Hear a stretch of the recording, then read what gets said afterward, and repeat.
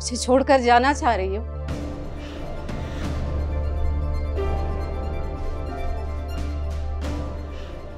माँ आप सुबह से मेरे पास ही नहीं आई हो। मैं डर गई कि तुम कहीं चली ना गई हो, लेकिन मेरा शक सही था। तुम तो जाने की तैयारी कर रही। माँ आप समझने की कोशिश करें प्लीज।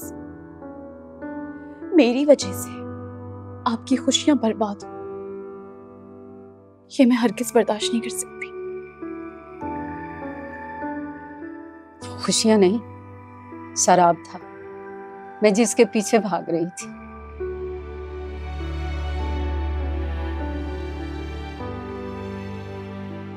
मेरी और इस घर की खुशी तो तुम।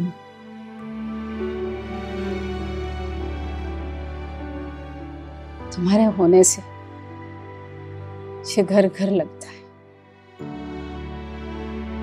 तुम्हारी मौजूदगी मुझे अंदर से सुकून देती, राहत देती। क्या ये सुकून मुझसे छीनना चाहती हो? नहीं माँ नहीं, प्लीज ऐसा ना कहें। बस ये जान लो कि मुझे तुम्हारी जरूरत है।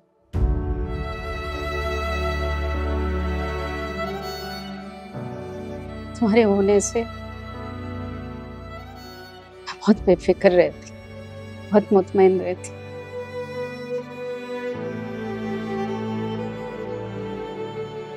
और ये भी यकीन कर लो कि जो होना था वो हो गया। इसी में बेहतरी थी। क्या पता बाद में मेरे बेटे के साथ क्या कुछ होता। और मैं अब इस फैसले से बिल्कुल मुतमईन हूँ। मगर जब लोगों को पता चलेगा, तरह तरह के सवालात करेंगे और मेरी मौजूदगी आप लोगों के लिए परेशानी का सबब बनेगी। मेरी तकलीफ और दुख में लोग नहीं आते मेरे पास, मगर हमेशा तुम मौजूद रहती हो। इसलिए मुझे लोगों की नहीं, तुम्हारी परवाह है।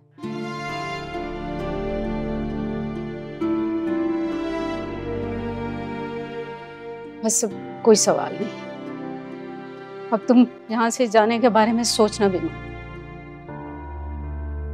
अभी जब पप्पू को पता चलेगा तो फिर एक तूफान उठेगा। सब सोच चुकी हूँ। हर तरह के हालात का सामना कर सकती हूँ, तो उसकी फिक्र ना कर। बस जाने की बात ना कर।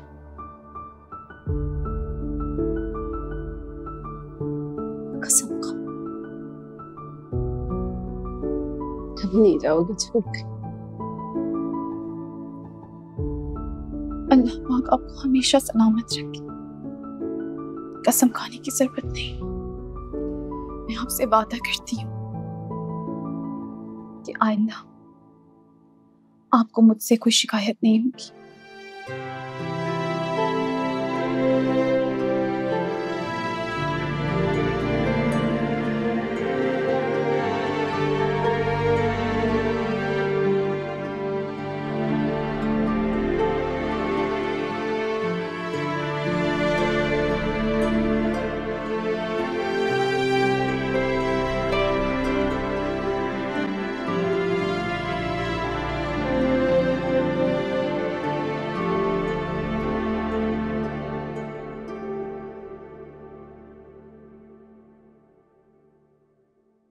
हाँ, क्या कर सकते हैं, जाने वालों के साथ जाया थोड़ी जाता है। बस शायद वो बच्चा अपनी जिंदगी इतनी ही लिखवा कर आया था। हम इंसानों को तो बस अल्लाह की रजा में राजी होना पड़ता है। नहीं नहीं, ज़ारा तो गम के मारे बहुत रो रही थी, बहुत निढाल है। बस दुआ करो कि मेरी बच्ची को सब्र आ जाए।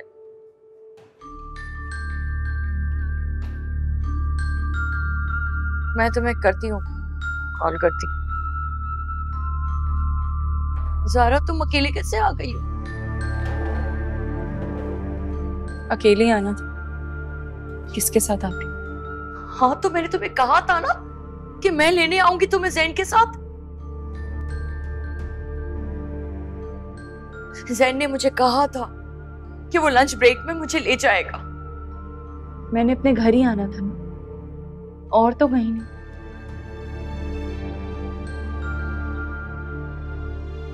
बेटा तुम इद्दत में हो, समझी? इस तरह तुम्हारा अकेले आना मुनासिब नहीं है। पता नहीं मोहल्ले में किस किसने देखा होगा तुम्हें। मुझे किसी ने नहीं देखा,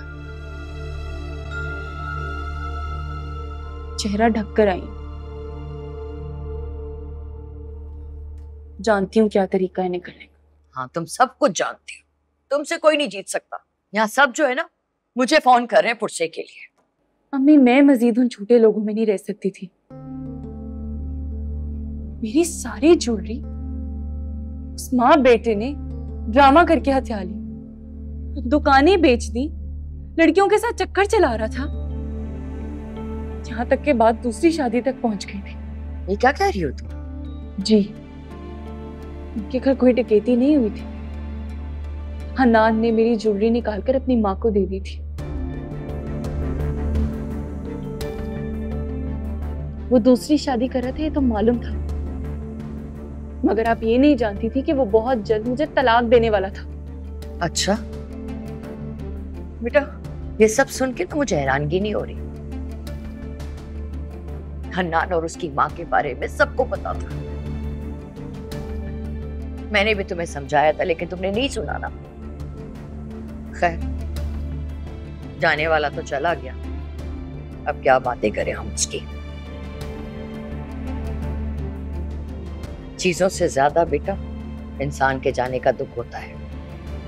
अब तुम अपने आप को संभालो, अपने इस दिमाग को ना जरा ज़हनी सुकून पहुंचाओ।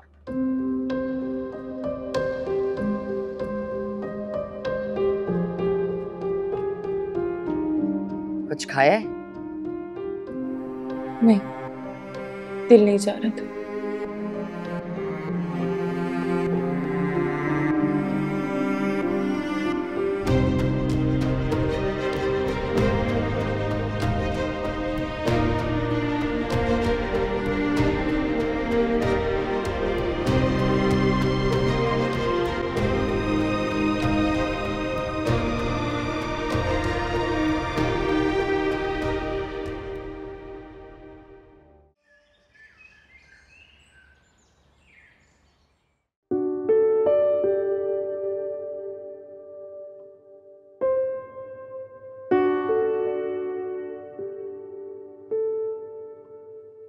माँ सदके माँ कुर्बान, इधर आ मेरा बच्चा।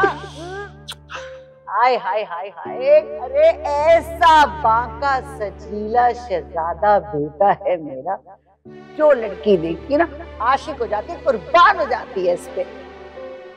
और मैंने सिर्फ 10 लाख रुपए मांगे थे उससे, वो 15 लाख का चेक ले आई।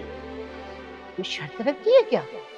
नहीं, कोई शर्त नहीं रखी, बस मैंने 2 वादे किए हैं उससे। पहला वादा ये कि जल्द शादी करूंगा, दूसरा वादा ये कि वो क्या था, चैनल का इफ्तिताह उससे करवाऊंगा, वो भी बहसीयत मिसेस हन्नान।